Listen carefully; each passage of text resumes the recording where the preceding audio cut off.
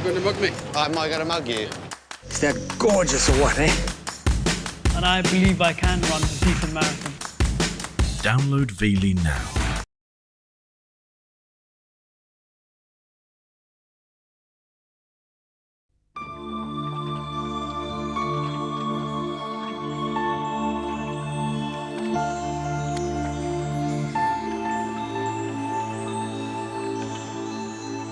Dear Hector, this little boat is called, for obvious reasons, a lampara. Here they use them to fish for squid and baby octopus. Though the Italians aren't the only ones to do it this way, it is one of the most interesting forms of fishing in the Mediterranean. The squid and octopus are attracted by the light, and when they are within range, they are speared with a three-pronged trident. Romantic, but barbaric too, I suppose.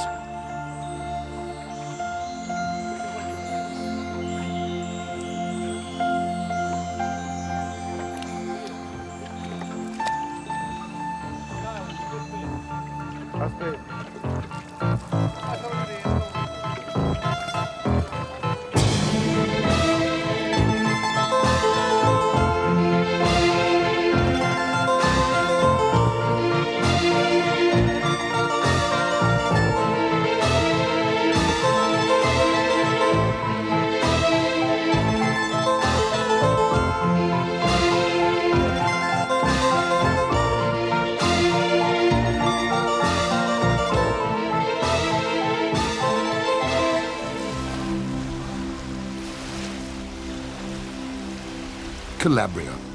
With its sweeping landscape of mountains, valleys and sea, it's beautiful. Yet, relative to the rest of Italy, it's almost unknown.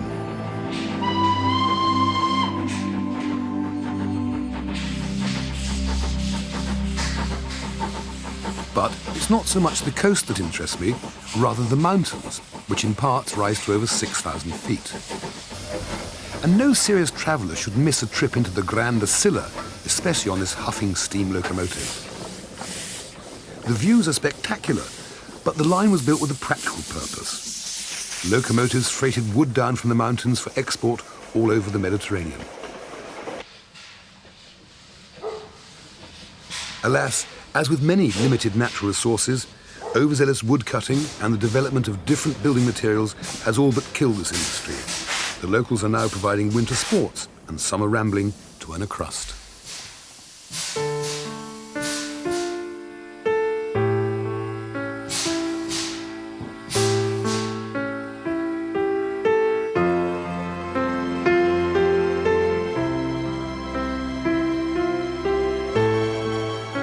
My next stopover was a different mountain range and the pretty town of Murano to spend a day with my new chum, Gino. Gino is a cheesemaker, and unlike his factory counterparts, he gets the milk himself.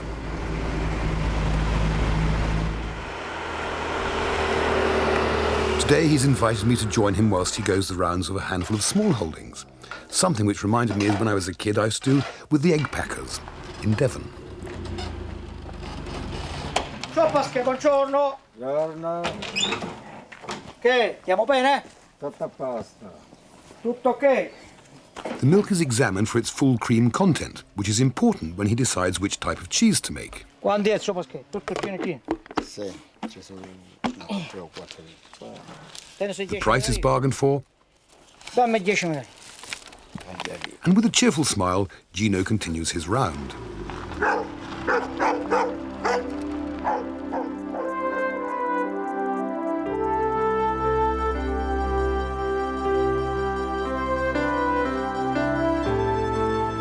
His turnover is small but immediate.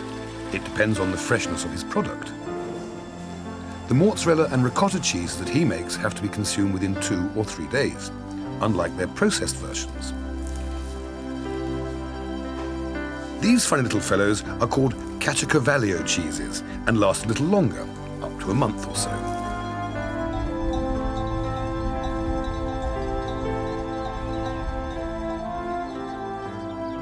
Years ago, because of their remote locations, farms like this had to be very self-sufficient, particularly in winter when it snowed and the roads were very bad. They might be cut off for months at a time. Also, they had to evolve a kind of winter menu that they could sustain themselves with. And very popular up here are every kind of dried bean. simple but nourishing food. And that's what we're going to do today. A very, very simple one involving these things here, Dennis, please. A knuckle of pork, some dried thyme, some parsley, some bay leaves, some carrots, always good for storing in winter, some onions, and some dried beans which have been soaked for 24 hours so we can cook them. Here we go. Very, very simple. The ham goes in, a bay leaf or two, a sprig of thyme, a sprig of parsley, a load of carrots, a load of onion, and then last but absolutely not least, the beans themselves. Now, nothing could be more simple. But remember, back up to me a minute, please, Dennis.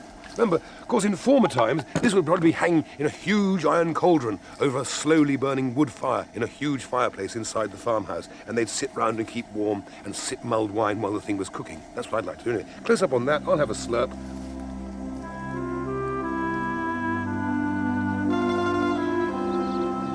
Two hours have gone by. The pot has been cooking. The lid goes off, plop over there. And look what we have, some succulent pork knuckle. The carrots and the flageolet are beautifully soft and tender in their stock. So the first thing, we'll take the pig out, the pig's knuckle, pop it down there. And we'll take this one out as well, trying not to drop it. Okay, now they stay there for a second. This moves over to that part of it. Sorry about this, but this is the way we cook up in the mountains here. The pan with the olive oil comes onto the gas. Right, now this is superb olive oil which will really enrich this dish and make it splendid. The second that has a little bit of frying speed, we will add some onions into the oil. Right, onions in first, then some garlic.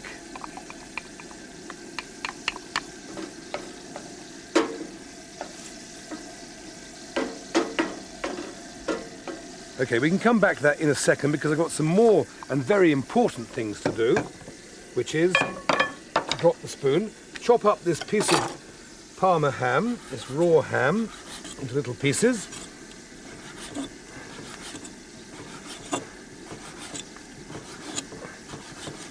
Like so, little shreddy bits. Then we pop that just to one side over there. Then, these are still a bit warm, but we take the knuckle, we remove the bones, and we chop the bits of meat.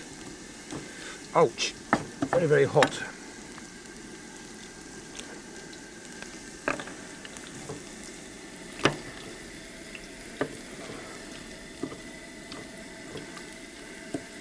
Hold on, back over here a sec, Dennis. We stir the onions.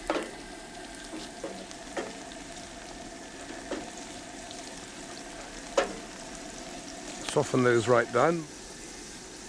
The ham now goes into there,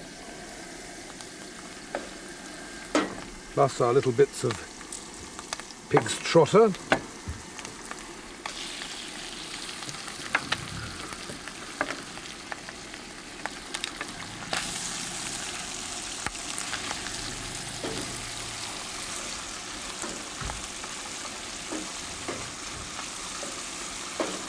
And another very important thing that happens in Calabria, which is where we are, is the use of pimentos, of chilies, of peppers. So hence, there's a lot of use of paprika, both in the sausages and in a simple dish like this.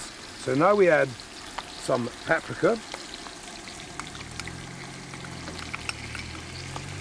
into the onions and the ham and the olive oil and cook that for a little while until the powderiness has gone.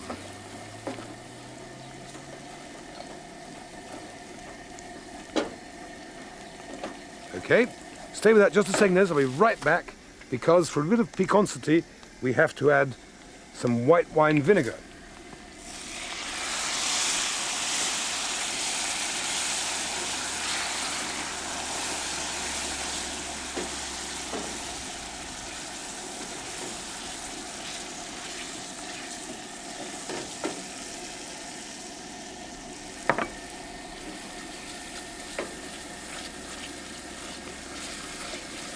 Now back up to me for a second.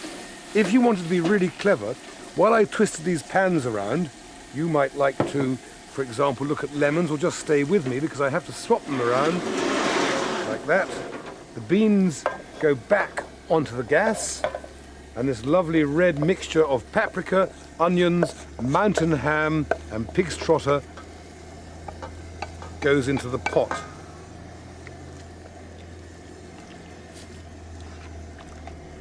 So that effectively what we have is a goulash of dried beans. Now, for my signature dish of the mountains in Calabria, a beautiful pork knuckle surrounded by a goulash of beans, carrots, mountain ham,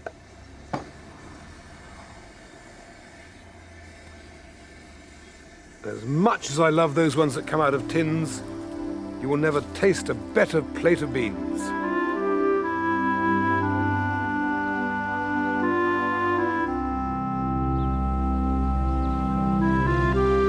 Just behind the farmhouse, Rosa and her brother were getting ready to show me how to make typical Calabrian sausages.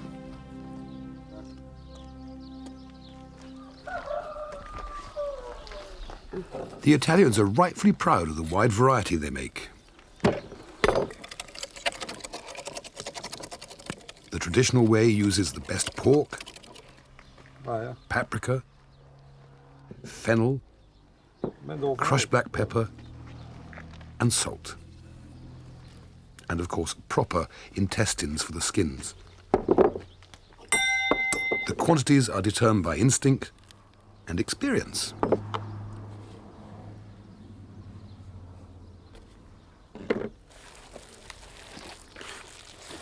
And then the bit I love about cooking, getting your hands stuck into it.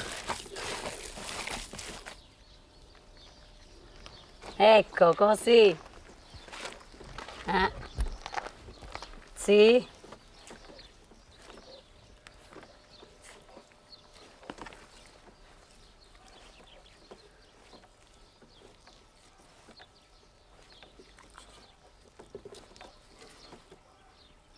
Sta bene pure così, E case passate. Now, you hang that up to dry for about a month in a cool, airy place, and you have one of Rosa's fabulous sausages. You can do it at home, can't you?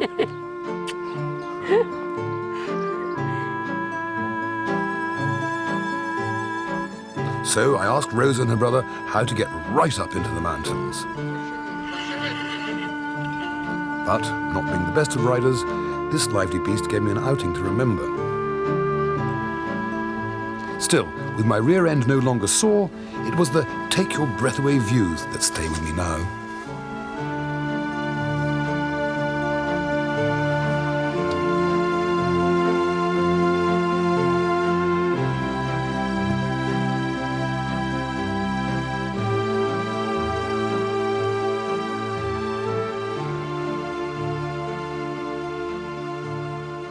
I was trotting through a mountain village the other day, as you do, on my trusty steed, when I passed a butcher shop displaying a spiky wild boar hanging outside. So I dismounted, stepped in, and bought myself a couple of pounds of wild boar, which I have in this earthenware pot here, marinating in strong Italian red wine, olive oil, onions, garlic, and thyme. Because, back up to me for a second, Dennis, just because you're on a breezy, windy, blowy mountaintop, there's no reason at all why you should slum it. You can still have good grub.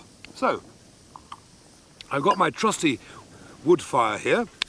I've got the olive oil already in the pan, nicely hot. So what I'll do, and don't worry about the fingers because this is my food, you haven't got to eat it. We're going to brown off our bits of meat. So,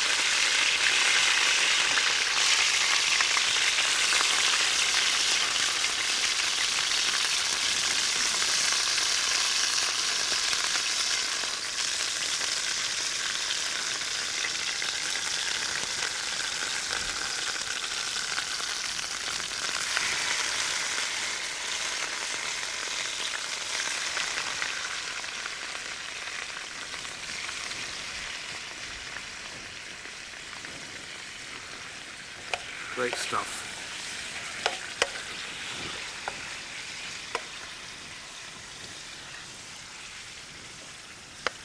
Now, while they're taking a bit of colour, what I've got to do is make the basis of my sauce.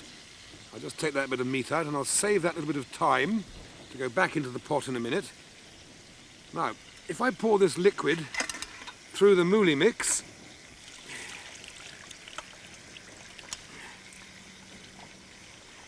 like so, bay leaf I'll reserve for a moment. Now that's my marinade I shall use for the sauce in a moment. Then we grind this through, which will make a bit of a vegetable puree, which will ultimately help thicken the sauce of the dish.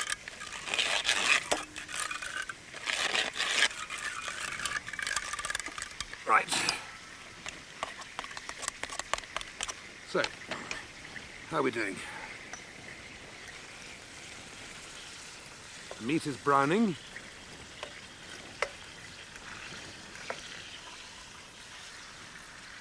Then, because I'm on a camping holiday, I've got, sorry, I'm working actually, it's not a holiday at all.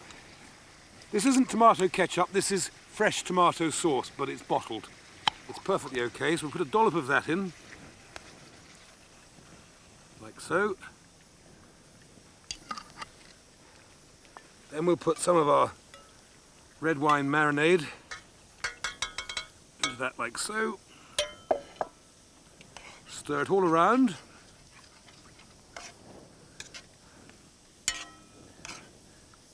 Mix in the tomato sauce, the red wine marinade. Pop in the bit of thyme, which I saved, and my bay leaf. And let that bubble gently away, I'd say for, a jolly good 3/4 of an hour to an hour, something like that. There. That's going to be my supper tonight.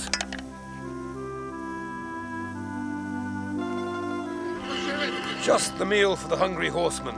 Marinated wild boar, cooked in its marinade with thyme and bay leaves, onions, parsley, garlic, carrots, and tomato sauce.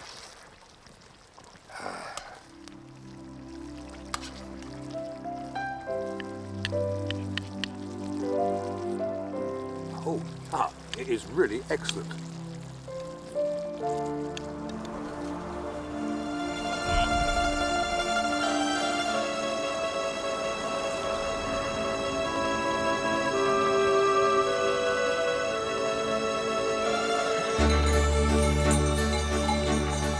The next day I set off and came across this remote and intriguing farm.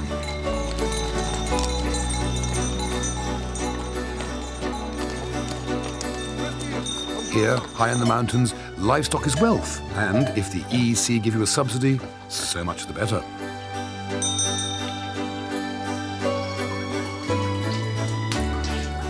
Inside one of the buildings, we found Mama making scamorza cheese in the time-honoured fashion over a wood fire.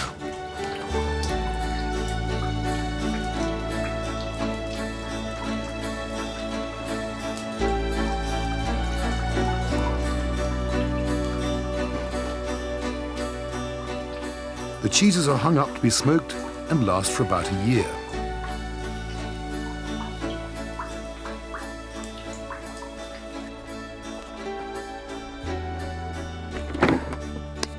Brilliant. This Italian food, the pastas and the seafood soups and things, are all wonderful. You can't beat a really good piece of grilled pork. So, since we're on a farm, I thought I'd get a pig and roast it over a wood fire. First thing I have to do, if I can, if this knife is sharp enough, is score it a bit. In fact, I'll use my special pig scoring knife that I've got in my pocket. It's a bit sharper.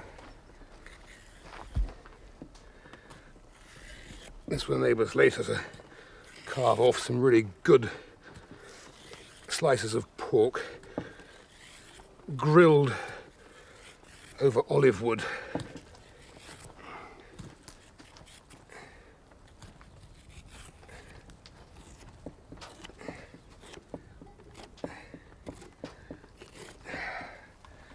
Excellent.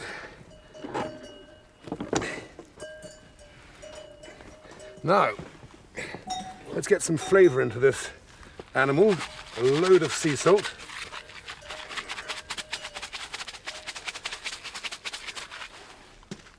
Some lemon juice.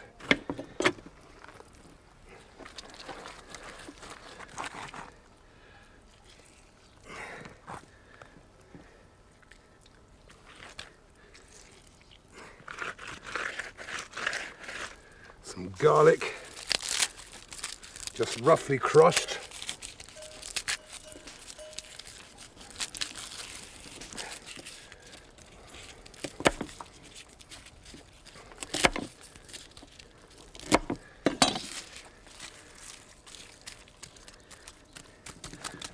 And some rosemary. Big bunch of thyme. And then we'll attempt to seal it up fairly tightly.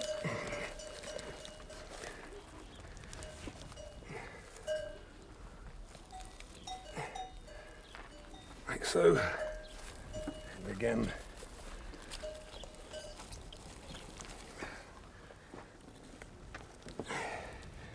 Like so. Then we'll tip it over again because we want to rub some salt and lemon juice into the skin as well.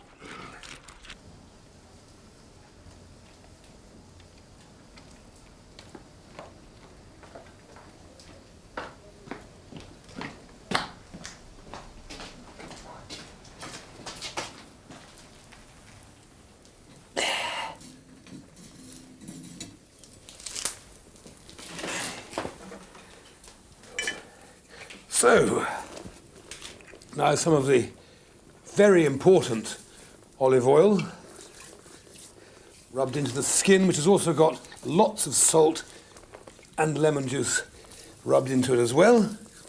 You pop that there on the wood fire, wood mark 2. You reach for a glass of wine and you settle back for about 4 hours of gentle contemplation.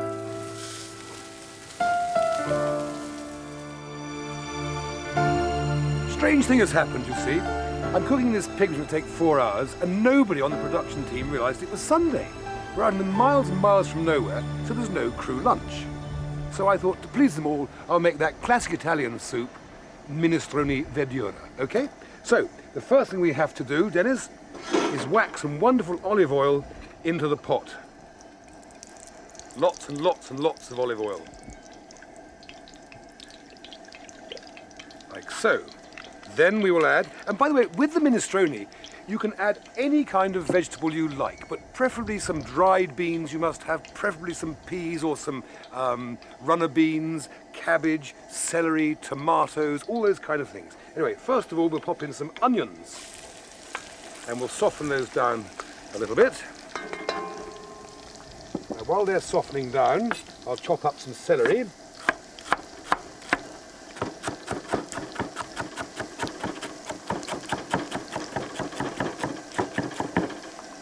And don't believe that old wives' tale that celery leaves are poisonous. They're not. They're very, very good. They'll go into the minestrone at the end, extra flavouring. So far, this is a step-by-step recipe. So far, onions and celery, okay? Next thing, some chopped carrot. Now, we're all extremely happy here today because this farm up here lost in the mountains is absolutely joyous. They make their own cheeses, they make their own goat's cheese and cow's cheese. They are genuinely a totally self-sufficient family living in a spectacular part of the world. Right, the tomatoes are chopped, so they'll go straight into the pot now, with all their juices as well. Remember, this is a country soup. We don't have to worry about pips and skin in this kind of soup. We want every ounce of flavour we can get from these wonderfully fresh vegetables. Let's add some more olive oil to that. You can't have too much olive oil in my view.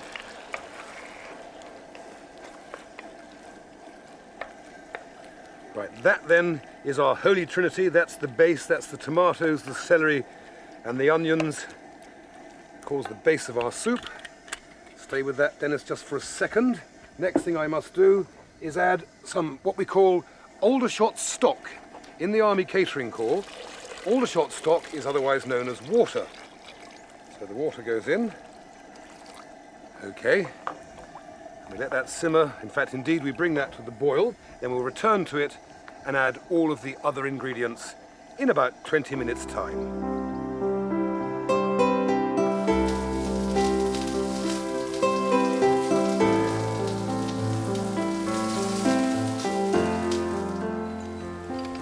Now, those of you very observant people might have noticed that in the primary stage I forgot to add the soaked, dried beans. Well, luckily, it doesn't really matter because these are out of a jar and they're already cooked, so I can pop them in right now. Don't often cheat, but sometimes I have to because I forgot. So the beans go in.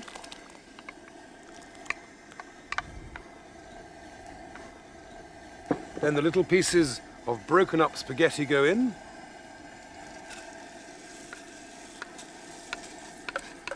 They only take a few seconds to cook because they're very, very tiny pieces. Then our cabbage goes in. 2 big handfuls of cabbage. The beautiful broad beans go in, fresh New Season's broad beans. Like so. Then a good handful, not a handful, that's far too much. A good pinch of sea salt. Just stay with that for a second, please, Dennis, while I get some excellent celery leaves. We'll shred some celery leaves in. And we'll also stay there.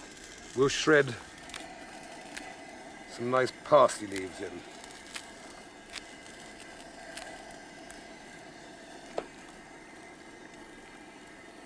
We just bring that to the boil now so that the fresh green vegetables and the spaghetti cook very quickly. And there we have, or we will have in a few moments' time, a superb, very simple, very fresh, very authentic Minestrone verde.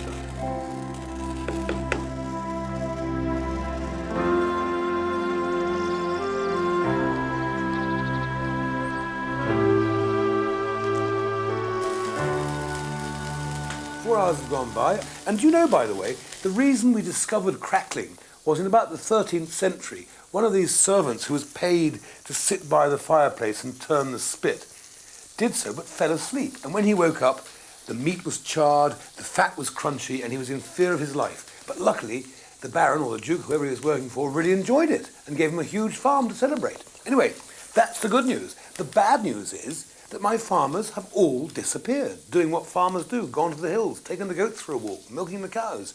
So I can have a bit of the crackling myself, have a little slice, a little taste.